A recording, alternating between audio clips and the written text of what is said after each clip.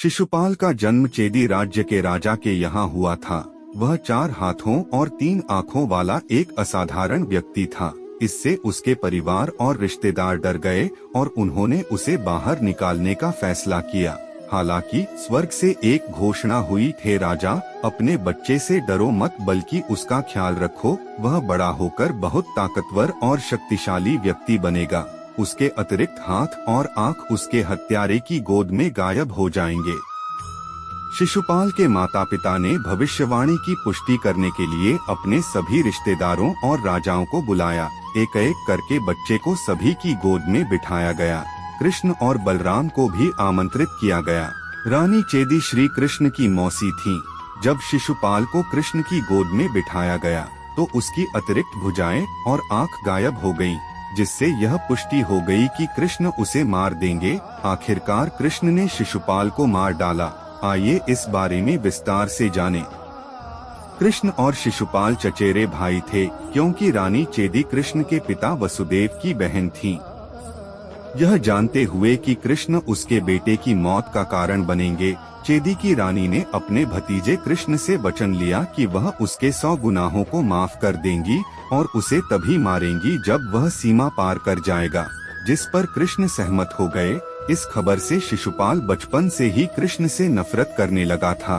बड़े होते समय शिशुपाल की रुक्मी से गहरी दोस्ती थी, इसलिए रुक्मी चाहता था कि उसकी बहन रुक्मिणी शिशुपाल से विवाह करे। रुक्मिणी इसके पक्ष में बिल्कुल नहीं थी, इसके बजाय वह कृष्ण से विवाह करना चाहती थी।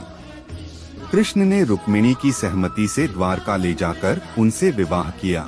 न तो रुक्मी और न ही शिशुपाल उन्हें रोक पाए। इससे शिशुपाल और कृष्ण के बीच दुश्मनी बढ़ गई। महाभारत में शिशुपाल और श्री कृष्ण का आमना सामना राजसूय यज्ञ के दौरान हुआ था। पांडवों ने इंद्रप्रस्थ नगर की स्थापना के दौरान इस यज्ञ का आयोजन किया था। इसमें शिशुपाल और दुर्योधन सहित आर्यावर्त के सभी राजाओं को आमंत्रित किया गया था। दुर्योधन और शकुनी इस बात से भली भांति परिचित थे कि यदि पांडव यज्ञ पूरा कर लेंगे तो उन्हें पूरे आर्यावर्त में सर्वोच्च शक्ति प्राप्त हो जाएगी। वे इसे बर्दाश्त नहीं कर सके और समारोह में बाधा डालना चाहते थे। हालांकि वे यह भी जानते थे कि कृष्ण और भीष्म पितामह की उपस्थिति के कारण वे स्वयं किसी को संदेह में नहीं डाल सकते। इसलिए उन्होंने शिशुपाल से पूछा, जो उनके बगल में बैठा था। शिशुपाल, जो पहले से ही कृष्ण को नीचा दिखाने के मौके की तलाश में था, उसने इस मौके का भरपूर फायदा उठाया। उसने कृष्ण, पांडवों और यहाँ तक कि द्रौपदी का भी अपमान करना शुरू कर दिया। उसने कृष्ण और द्रौपदी के बीच के रिश्ते पर सवाल उठाए और उनके चरित्र पर टिप्पणी की। भगवान कृष्ण ने अपनी बुआ से 100 पापों के लिए शिशुपाल को न मारने की कसम खाई थी, लेकिन वह शिशुपाल द्वारा द्रौपदी का अपमान करना बर्दाश्त नहीं कर सके। वह अपनी बुआ से किया वादा भूल गए और तुरंत अपने सुदर्शन चक्र से शिशुपाल को मार डाला।